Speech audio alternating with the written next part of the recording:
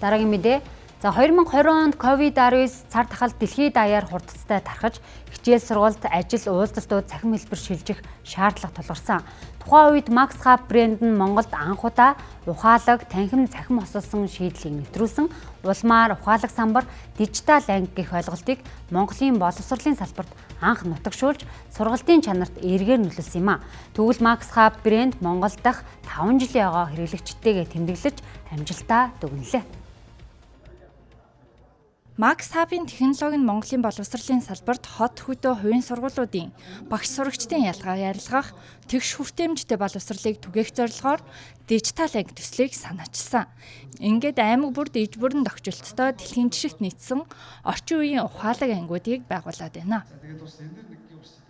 Яг Монгол улсад яг дижитал классрум гэдэг төслийг санаачлан хэрэгжүүлсэн. За үүний хүрээнд яг боловсролын салбарт бол ерөөдөө маш том хувьслыг авчирч чадсан. За үүний жишээ нь гэх юм бол Дархуул аймаг 23 онд анхны аймгийнхаа бүх ерхий боловсролын сургуулийг дижитал классрумтай болгосон анхны аймаг болсон гэдэг жишээтэй ч юм уу. Тэгээ өнөөдөр бол яг бидний амжилтын баяр. Тэгэхээр 5 жил бидний явуулсан амжилтаа тэмдэглэн дараагийн 5 жилд энэ Max Hub брендийг илүү мэдгүй хүмүүст хүргэх, за илүү олон салбаруудад хүргэх тийм зорилготой байна. Өнгөрсөн 5 жилийн хугацаанд Max Hub брэнд нь 2500 гаруй ухаалаг дэлгэц, самбарыг боловсрол бизнесийн байгууллагуудад суйрлуулсан. 500 гаруй боловсролын байгууллага Max Hub технологиг өдөр тутмын үйл ажиллагаанд ашиглаж байна. Үүнээс 400 гаруй сургууль, 100 гаруй цэцэрлэг, 15 ихтэй сургууль, коллеж байгаамаа.